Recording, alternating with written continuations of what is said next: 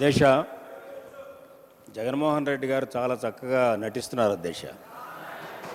అంచేతంటే ఆయనకే చిన్న వయసులోనే అంత పెద్ద నటన వచ్చినందుకు అందరూ ఆశ్చర్యపోతున్నాం. ఏం చేతంటే ఆయన నటన ఇక్కడ కాదు దేశ, బెంగళూరు నుంచి మొదలైంది నటన అంతా కూడా.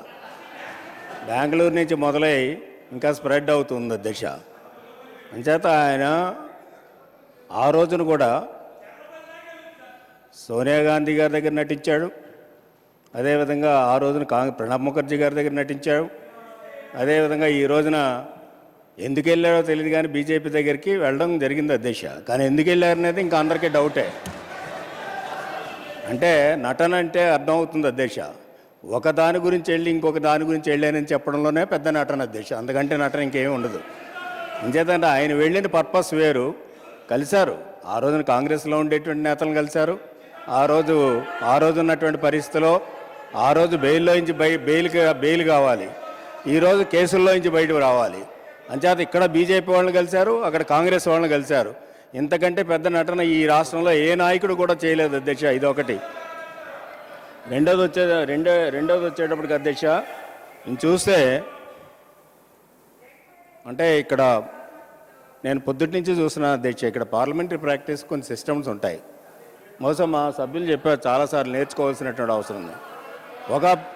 ఒక ముఖ్యమంత్రిని పట్టుకుని, అదేవిధంగా ఒక దాదాపు 30 సంవత్సరాల పైన ఎక్స్పీరియన్స్ ఉండేటువంటి నాయకుని పట్టుకుని మీడియా పిచ్ అని మాట్లాడడం అనేటువంటిది ముందు విత్డ్రా చేసుకోవాలి. ఆయన విత్డ్రా పిచ్ అనేటువంటి మాట ఇక్కడ పార్లమెంటరీ ప్రాక్టీస్లో ఎక్కడా లేదు అధ్యక్ష. ముందు విత్డ్రా చేసుకోవాలి అధ్యక్ష. ఒకవేళ ఆయన అనుకున్నదే అటువంటిది చూస్తే అధ్యక్ష ఎవరికే ఉండదు అధ్యక్ష, ఆయనకే ఉంది ఆ పిచ్చి. ఎందుకంటే అధ్యక్ష ఎవరి డబ్బుతోటి సాక్షి పేపర్ పెట్టడం జరిగింది అధ్యక్ష, ఎవరి డబ్బుతోటి సాక్షి టీవీ పెట్టడం జరిగింది. ఎందుకు సాక్షి పేపర్ని కానీ సాక్షి టీవీని కానీ దానికి ఉండేటువంటి అకౌంట్స్ అన్నీ కూడా ఎందుకు అటాచ్మెంట్ పెట్టారు మీరు సూటుగా అడుగుతున్న ప్రశ్న ఎందుకు పెట్టారు అధ్యక్ష, చెప్పవలసినటువంటి అవసరం ఉంది. అంచేత మీరు చెప్పాలి. అంచేత సాక్షి పేపరు సాక్షి టీవీ పెట్టుకొని ఇందాక మా గౌరవ సభ్యులు చెప్పారు, మన బీజేపీ సభ్యులు, ఈయన ప్రెస్ ముందుకు రారని. ప్రెస్ ముందుకు రాలేదు అధ్యక్ష, ఎప్పుడు కూడా వెళ్ళడు ఆయన ప్రెస్ ముందుకి. ఇక్కడ శాసనసభలోనే గవర్నర్స్ అడ్రస్ మీద మాట్లాడడం లేదు, శాసనసభలో 344 మీద మాట్లాడాడు, ఎక్కడ మాట్లాడాయన. కానీ పేపర్లో మాత్రం బ్రహ్మాండంగా రాయించుకుంటారు అధ్యక్ష, టీవీలో మాత్రం బ్రహ్మాండంగా చెప్పించుకుంటారు. సాక్షి టీవీలో సాక్షి పేపర్లో కూడా ఆయన ఏదో పెద్ద ఇక్కడ శాసనసభలో ఓడబొడిచినట్టుగా చాలా చెప్పించుకుంటాడు.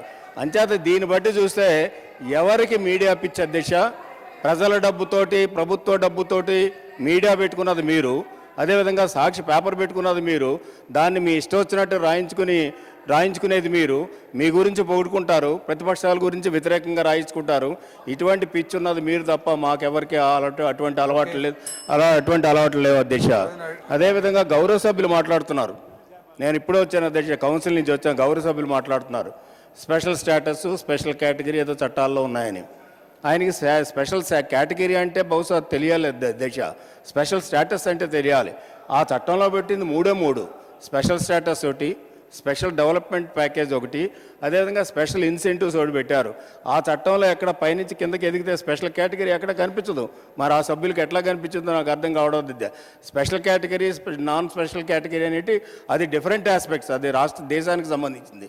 కానీ ఈ చట్టానికి సంబంధించిన వరకు కూడా స్పెషల్ స్టేటస్, అదే స్పెషల్ డెవలప్మెంట్ ప్యాకేజ్ ఆ 7 డిస్ట్రిక్ట్స్కి, అదేవిధంగా స్పెషల్ ఇన్సెంటివ్స్ టు ఇండస్ట్రీస్ అనేది ఉంటే ఈయన కొత్తగా స్పెషల్ కేటగిరీ అనేది ఒకటి క్రియేట్ చేసి చెప్పడం అనేటువంటిది గౌరవ సభ్యులు తెలుసుకోవాల్సినటువంటి అవసరం ఉంది చట్టంలో ఏమున్నాయో.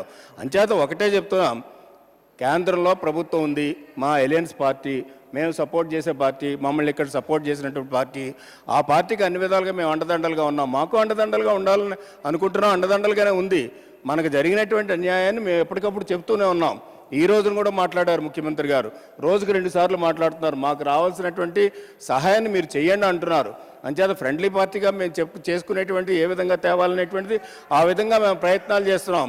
మీరు మాత్రం ఈ రాష్ట్రం గురించి మాట్లాడడం లేదు, ఈ రాష్ట్రం యొక్క కష్టాల గురించి మాట్లాడడం లేదు, రాష్ట్ర ప్రజల గురించి మాట్లాడడం లేదు. మీరు మాట్లాడేదంతా మీ కేసుల మాఫీ గురించి మాట్లాడుకుంటున్నారు తప్ప రాష్ట్ర ప్రజల గురించి కాదు.